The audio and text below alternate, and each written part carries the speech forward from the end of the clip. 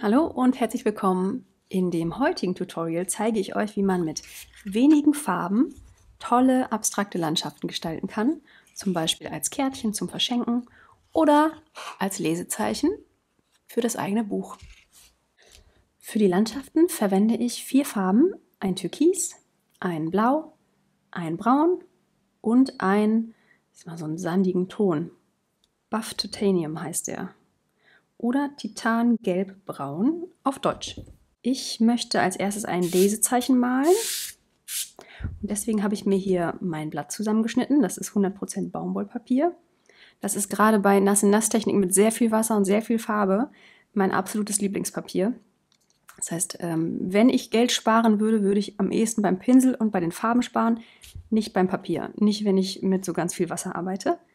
Und das habe ich hier abgeklebt, damit ich nachher einen schönen weißen Rand habe. Und dann starten wir auch schon. Und zwar mische ich mir jetzt erstmal so ein richtig schönes, dunkles Blau zusammen. Ich habe 2 Wasserbecher, einen für das Dreckswasser, das Mischwasser und einen für sauberes Wasser. Und die Herausforderung ist, sich zu merken, welcher ist. Also mein Blau, mein Braun,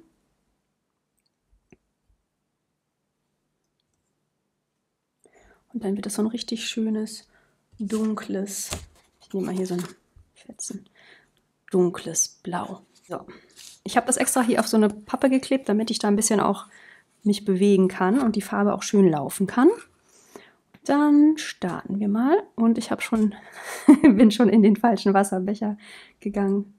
Das ist immer meine größte Herausforderung. Gut, okay. Also, ich fange jetzt mal hier unten an. Und das ist ungefähr ein Drittel. Es muss jetzt nicht super genau sein, ne? Ich mache hier einfach mal. Ja. Schön viel Farbe. Viel Pigment, wenig Wasser. Richtig schön dunkel.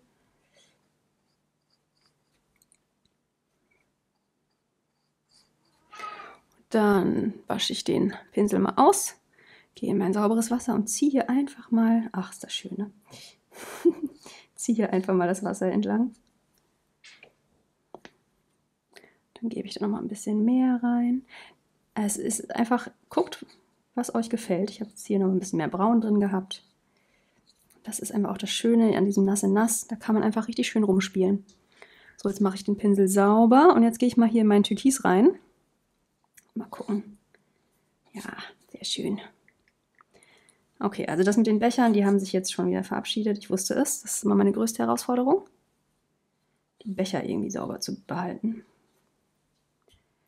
So.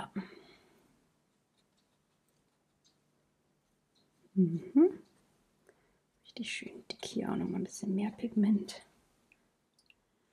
Dann mache ich den Pinsel wieder sauber und ziehe das hier einfach nur mit nassem Wasser runter. Guck, dass ich an den Ecken auch alles schön mit Farbe bedecke. So, und dann könnte ich das einfach auch schon so belassen. Ich glaube, ich möchte hier unten noch mal ein bisschen Blau haben. Also ich gehe hier noch mal in mein Blau rein. Aber wie gesagt, das ist jetzt einfach völlig frei. Guckt, was euch gefällt. Kann man auch richtig schön experimentieren. Einfach mal verschiedene Varianten malen. Das ist so ein super Projekt für so einen Nachmittag. Und dann einfach mal 1000 Varianten malen. Und dann ist die Kunst irgendwann auch aufzuhören. Genau, nochmal hier richtig schönes Blau rein. So. Ja, das gefällt mir gut. Und deswegen bleibt das erstmal so. Und wir machen jetzt hier oben weiter. Und dafür lassen wir das aber ein bisschen trocknen. So, die Farbe ist getrocknet. Und jetzt kommen wir nochmal zu einer zweiten Schicht. Ich habe hier wieder richtig schön dick Blau und Braun gemischt. Dann mache ich einfach nochmal ein bisschen dicker.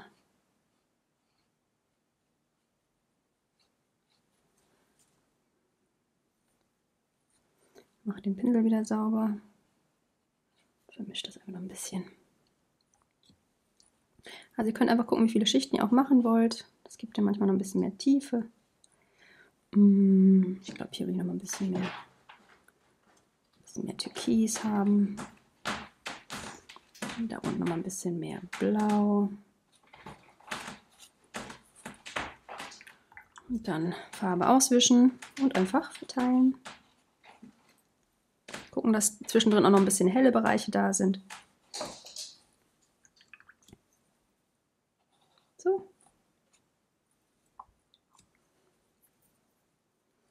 Hier noch ein bisschen was rausnehmen. Okay, so. Dann drehe ich das ganze Ding um. Und dann gehe ich hier schön in mein dickes Dunkelblau, das ich mir gemischt habe. Hier nochmal drauf.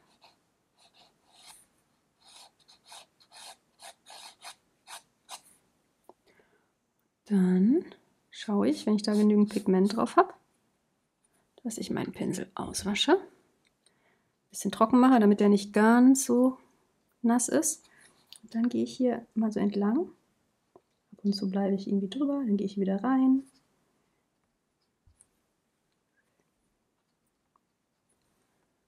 Und gehe mit meinem Wasser an der Farbe entlang, gehe ab und zu hier wieder rein, dann kommt die hier raus. So, genau, hier vielleicht noch. Dann mache ich das hier schön nass, damit sich das verteilt. Ja, auch noch ein bisschen.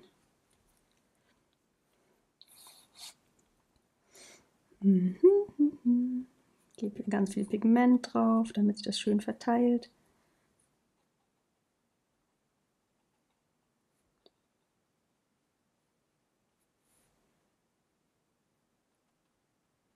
Dann sieht es aus wie vielleicht so Linden.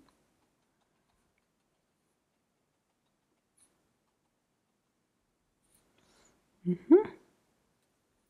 bisschen mehr braun noch. Wieder schön Wasser. Also es ist ein Spiel aus Farbe auftragen und das Wasser machen lassen.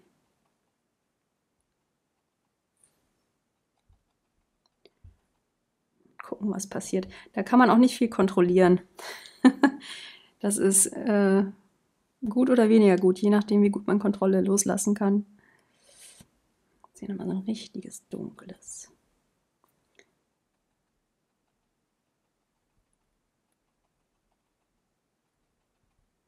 So, und dann drehen wir das gleich mal um und gucken mal, was da so passiert ist. Ja, sieht so ein bisschen aus wie so Bäume in der Entfernung, ne? Also so vielleicht so, was könnte das sein? Weiden, Linden. Ja.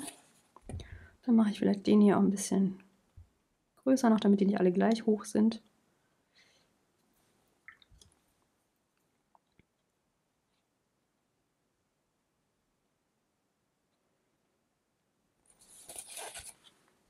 Ja.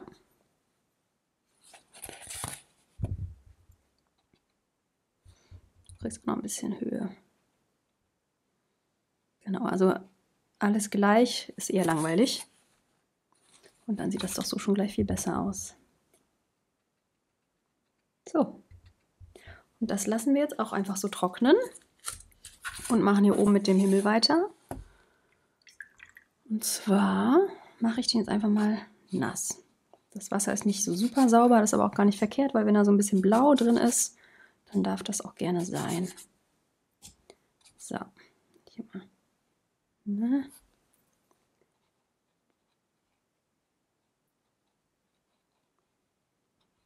Wenn euch das zu viel Blau ist, könnt ihr das auch sehr gut einfach wieder mit dem Pinsel aufnehmen und wegnehmen. So, also mache ich das hier alles schön nass. Dann gehe ich hier mal in mein Buff Titanium rein. Man könnte jetzt auch einfach so ein Gelb nehmen oder ein Blau. Also bei den Farben seid ihr ja auch völlig frei. Ich wollte jetzt gerne so ein bisschen so ein sandiges Gefühl haben. Gebe ich hier das mal so rein. Ein bisschen.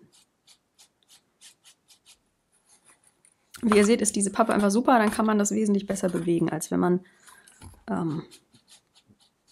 die hier auf das Holz aufklebt. Okay, so. Und dann möchte ich da so eine Sonne oder so einen Mond irgendwie noch was haben. Und dafür reiße ich mir so ein bisschen was von meinem Papier ab. Und oh, oh, oh.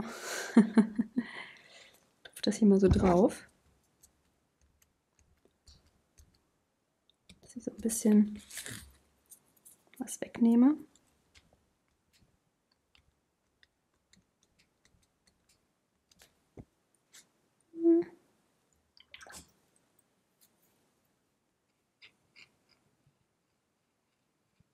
Das sieht man jetzt kaum, weil das andere so hell ist. Aber da kommen wir gleich noch zu. Und zwar jetzt, also nehme ich auch ein bisschen was von dem Braun und mische mir das, dass es ein bisschen interessanter ist, nicht alles nur gleiche Farbe hat.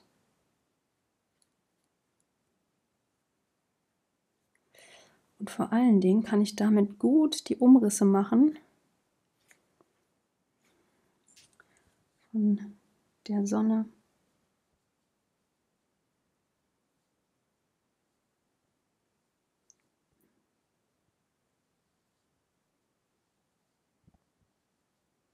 Deswegen ist es wichtig, das vorher auszutupfen, damit das Papier trocken ist, wo die Sonne ist und es da nicht reinläuft, die Farbe, wenn ich da jetzt drum herum gehe. So.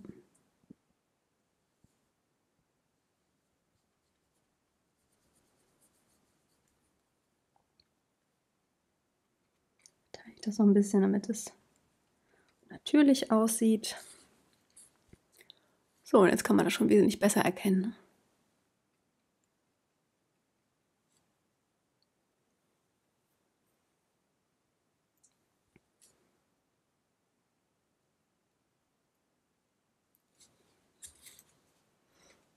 Ein bisschen mehr.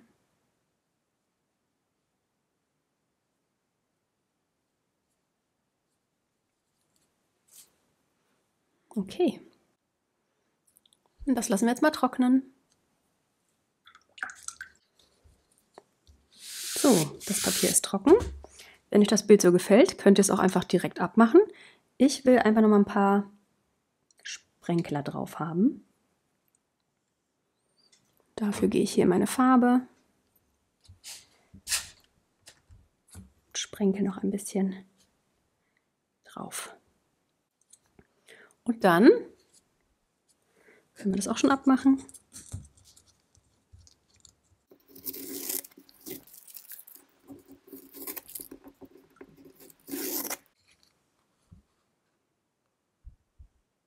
Noch ein Loch und ein Band rein und fertig ist das Lesezeichen.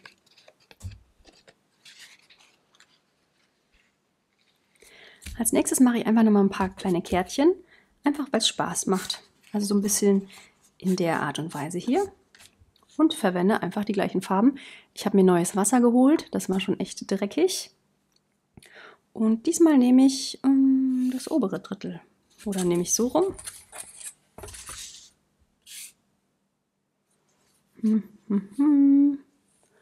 Tja, ich mache es mal so rum. Okay. So, jetzt gehe ich hier wieder in mein dunkelblau, das ich mir so schön zusammengemixert habe. Und es gibt verschiedene Varianten, wie man es machen kann. Im Moment mache ich es ja, das nennt sich nass, also nass auf trocken. Das heißt, das Papier ist trocken und ich gehe da mit der Farbe rein. Ich könnte natürlich auch hier alles schon vorher nass machen. Das geht auch. Das machen wir gleich mal bei dem zweiten. So, aber bis hier, ich mache diesmal hier das obere Drittel. Das könnte man auch alles wunderbar vorher noch mit einem Bleistift malen, damit das alles schön gerade ist. Aber das ist nicht so meins. Ich mache das gerne jetzt einfach so aus dem Gefühl raus. So, dann kommen wir einfach ein bisschen Wasser dazu, ein bisschen aufzuhellen. Ach, schön. Man kann auch einfach ein bisschen Weiß dazwischen lassen, das ist auch sehr nett. Dann lockert das ein bisschen auf. Hier oben gebe ich nochmal dunkel rein, dass das richtig schön dunkel ist. Kontrast ist das A und O. Ohne Kontrast ist es langweilig. Kontrast heißt dunklere Bereiche und hellere Bereiche. Und im besten Fall hat man alles. Ein bisschen was Helles, was Dunkles und auch was in der Mitte. So, ich könnte es auch so lassen, das sieht auch irgendwie nett aus, ne? Hat so ein bisschen was von Wasser. Aber das soll jetzt erst nochmal eine Landschaft sein. Und deswegen vermale ich das jetzt doch alles nochmal ein bisschen. Ich glaube, ich gebe hier mal tatsächlich so ein bisschen Braun einfach noch mit rein. Ja.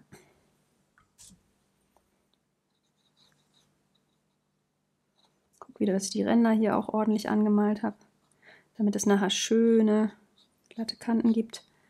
Jetzt gehe ich hier nochmal richtig mit ordentlich Braun rein.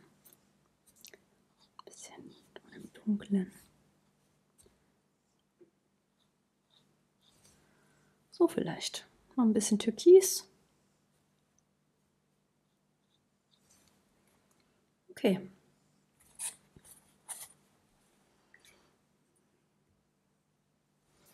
So. Dann mische ich mir hier wieder so ein richtig dunkles, dickes Blau. Das hier oben nochmal drauf, damit ich auch gleich genügend Pigment habe, damit die Bäume sich auch bewegen. Und dann drehe ich das Ganze mal um. Und diesmal machen wir das nämlich anders. Und zwar mache ich jetzt einfach alles mal nass. Hier. Also viele Wege führen zum Ziel. Und deswegen hat das viel auch mit Ausprobieren zu tun. Und ich gucke jetzt, dass ich nicht ganz überall rankomme, sondern nur ab und zu. Also ich gehe hier jetzt mal mit dem Wasser ran. Gebe da mal ordentlich Pigment drauf. Und dann gehe ich mal direkt daneben, vielleicht auch nochmal hier.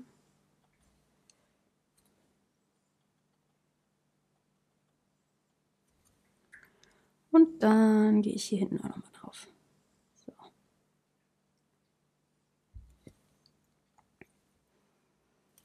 Dann gebe ich nochmal ordentlich Pigment rein, damit das hier auch alles schön fließen kann.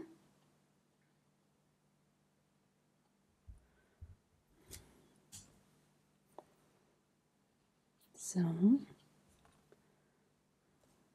wie ihr seht, je nachdem, wie ihr das mit dem Wasser... Oh, das war nicht gewollt. Da nehme ich hier direkt mal wieder raus. Je nachdem, wie ihr mit dem Wasser umgeht, also ob ihr zuerst Wasser drauf macht oder erst die Farbe und wie ihr auch das Blatt Papier haltet und wie viel Pigment ihr drauf gebt, gibt es einfach unterschiedlichste Ergebnisse. Und das, finde ich, sagen muss, gefällt mir schon ganz gut hier. Ja, das gefällt mir sehr gut. Das würde ich, glaube ich, direkt einfach mal so belassen. Vielleicht noch ein bisschen größere Blätterkrone, wenn das hier Bäume sein sollen.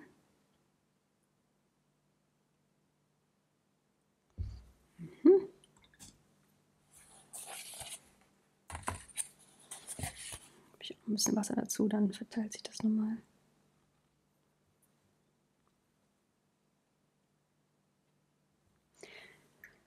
Also probiert euch aus, spielt ein bisschen mit den Farben rum.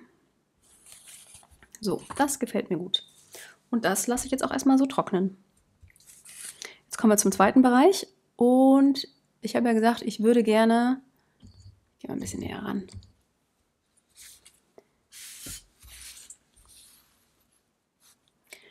Ich würde diesmal gerne das machen nass in nass. Also nicht erst die Farbe und dann Wasser drauf, sondern direkt das Wasser drauf. Und was mache ich denn da?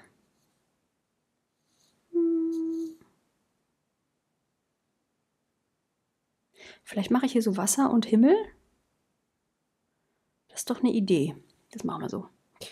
Also, ich gebe jetzt erstmal Wasser hier drauf. Wenn ihr wollt, dass der Horizont gerade ist, fühlt euch frei, das abzukleben.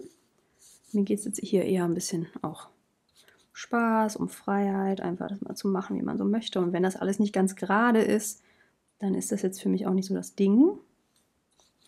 So, und das heißt, das mache ich jetzt alles erstmal direkt nass. Hier unten. Ein bisschen höher noch. Ne?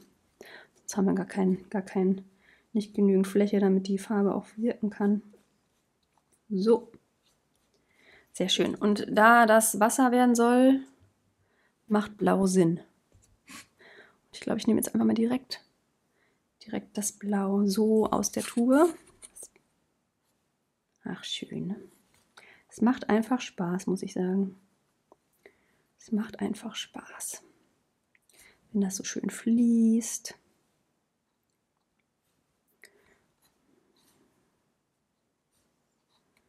So. Dann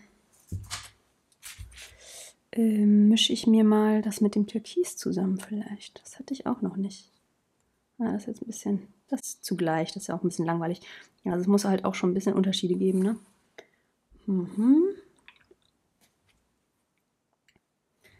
Jetzt gebe ich mal dieses Buff Titanium hier noch mit rein. Vielleicht ab und zu. So, mir ist das jetzt ein bisschen zu viel weiß. Also weiß ja, aber nicht überall. Deswegen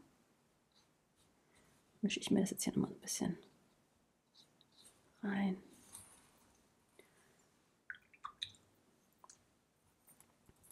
So, verteile das einfach nochmal ein bisschen.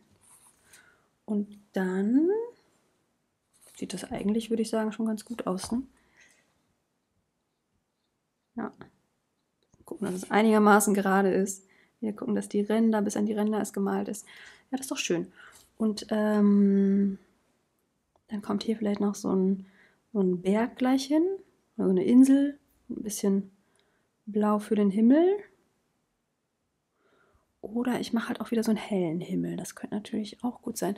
Also ihr seht, ich habe jetzt nicht vorher mir was überlegt für euch, sondern mache das einfach so. Und ich habe jetzt beschlossen, dass das hier erstmal trocknen muss. Sonst baue ich mir da gleich wieder was zusammen, was nicht gut ist. Und deswegen lassen wir das erstmal trocknen. Ich gebe nochmal so ein bisschen ganz Dunkles hier oben hin. Ich kann es auch einfach nicht lassen. Mal noch ein bisschen was machen. Richtig schön dunkel.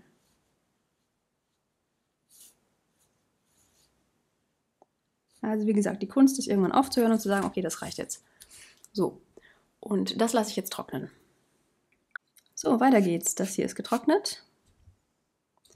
Und dann kommt jetzt der Himmel. Ich habe mich gegen eine Insel entschieden. Ich möchte lieber noch ein paar Vögel haben und das wird sonst einfach ein bisschen zu viel. Und jetzt mache ich erstmal alles nass.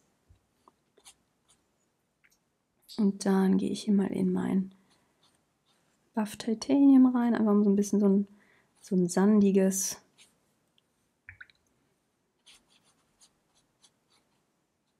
bisschen farbigen Himmel zu haben.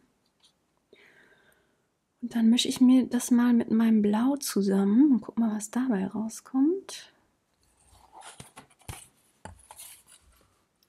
Mal gucken. Ja. So Wolken vielleicht, ne?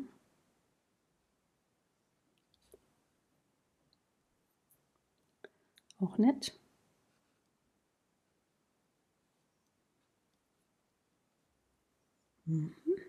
Bisschen was Dunkleres noch. Bisschen mehr Blau dazu.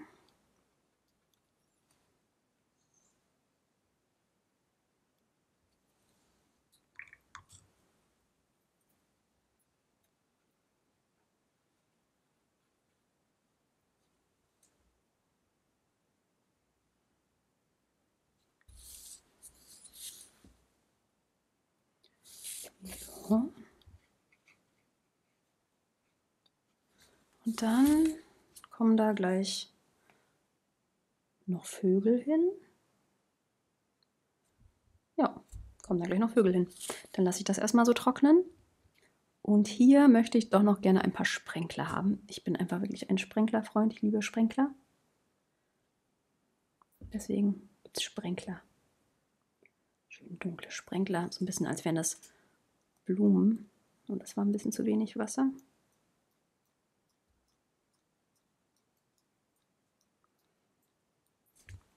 Ja, das gibt dem Ganzen einfach nochmal so richtig schön Struktur. Und je mehr Wasser ihr zu der Farbe tut, desto größer werden die Sprenkler. Deswegen muss man ein bisschen gucken. Ein bisschen vorsichtig sein. So. Und dann warte ich hier nochmal ab, bis der Himmel getrocknet ist. Der Himmel ist trocken. Und jetzt gehe ich nochmal in eine super dunkle Mischung von dem Braun und dem Blau rein und mische mir so ein dunkles Braungrau. Und dann habe ich hier mir den allerkleinsten Pinsel besorgt, den ich besitze, glaube ich. Oh, Das war haarscharf. Okay, mein Malen ist eher chaotisch, muss man dazu sagen. Und ich zeige euch jetzt mal eben, was ich mache. Also ich habe es hier gerade schon mal so ein bisschen gemacht. Also einfach hoch und da hoch. Und fertig sind die Vögel. So, und das machen wir jetzt, damit das nicht so Riesenkraniche werden. Also richtig schön ins Pigment rein. So, dünner Pinsel. Dünner Pinsel. Hier ist alles getrocknet. Ja, okay. Und dann machen wir einen hier hin. Dann noch ein bisschen hier hin. Vielleicht noch einen ganz dünn, ganz weit hinten.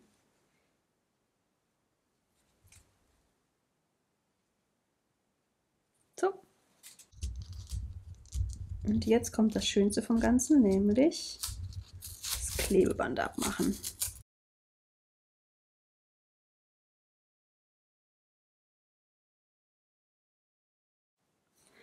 Und so sehen die beiden Karten fertig aus. Und das war's. Ich hoffe, ihr hattet Freude beim Zuschauen, habt vielleicht sogar mitgemacht. Und dann wünsche ich noch frohes Malen.